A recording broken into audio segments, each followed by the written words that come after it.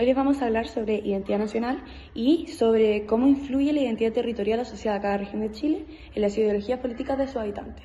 O sea, cómo esta nacionalidad única que tenemos todos los chilenos se ve influida por la identidad regional de cada una de las regiones de Chile, que va cambiando, depende del territorio, que Chile tiene un territorio súper extenso, entonces dependiendo del norte, del sur, de lo rural, lo urbano, va cambiando un poco esta identidad nacional y se va sintiendo un poco diferente el chileno, y cómo esa influencia afecta en las ideologías políticas de los habitantes de dichas regiones.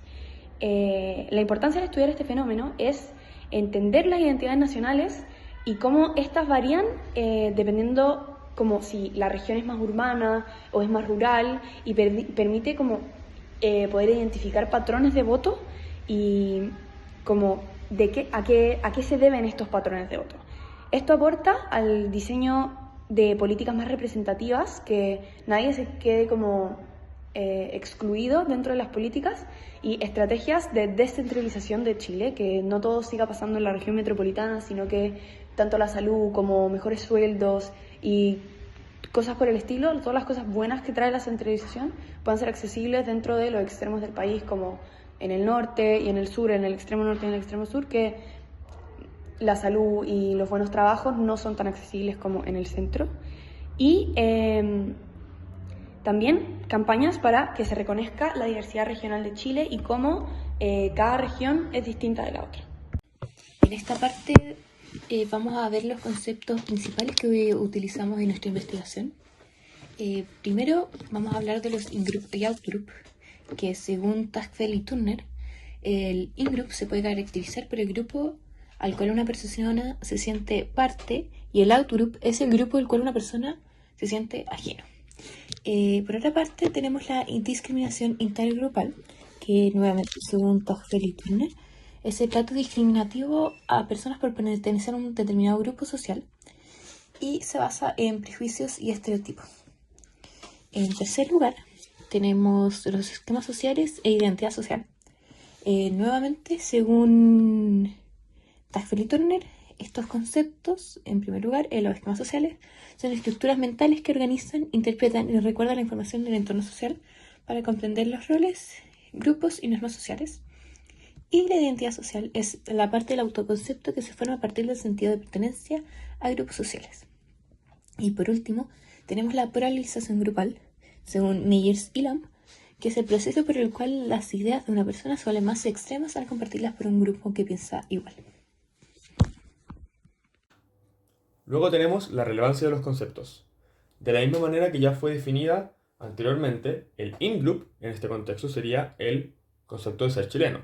Y existen sub-in-groups de lo que es ser chileno según la región del país. Esta identidad puede variar según donde uno nace y la experiencia que uno tiene en ese territorio. Luego tenemos la discriminación intergrupal. Esta discriminación o rechazo o prejuicio en este contexto, por ejemplo, podría ser hacia candidatos que vienen de otras regiones.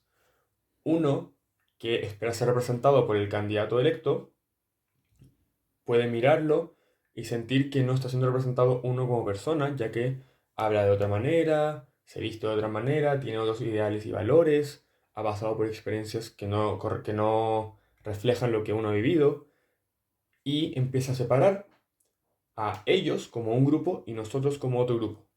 Y ahí se comienza a generar una polarización. Los esquemas sociales, que serían lo que moldea lo que uno se espera de un representante y qué discursos van a dar, qué ideas consideran válidas, qué conceptos van a proponer. Cuando estos esquemas no se cumplen es cuando comienza la polarización una vez más de verlos a ellos como un grupo y nosotros como otro grupo, nosotros que tenemos ideas parecidas y ellos que tienen otras ideas que no están de acuerdo con lo que yo pienso. Ahí es cuando se comienza a generar la polarización grupal, que son estas pequeñas diferencias que, sumadas con los esquemas, es cuando se empiezan a generar sesgos hacia la persona, ya sean dialectos, estilos de vida, la manera en la que se viste, etc. La suma de todos ellos y el hecho de que no reflejan lo que uno esperaría en el esquema es cuando comienza a generarse una brecha entre nosotros y ellos. En conclusión, a lo largo de este estudio, pudimos analizar cómo la identidad territorial influye en la construcción de la identidad nacional en Chile y cómo ésta, a su vez, afecta a las ideologías políticas y las elecciones de candidatos presidenciales. A partir de los conceptos de esquemas sociales, identidad social, discriminación intergrupal, polarización grupal y la dinámica in-group-out-group, se evidenció que la identidad chilena no es homogénea, sino que se vive y expresa de manera distinta según la región de pertenencia. Los factores como la historia local, la geografía, las costumbres y el grado de ruralidad o urbanidad generan a su vez esquemas sociales particulares que moldean la percepción del entorno político y el vínculo con los representantes. El caso chileno demuestra que el sentido de pertenencia regional puede tener un peso tan o más determinante que los programas políticos en la decisión electoral.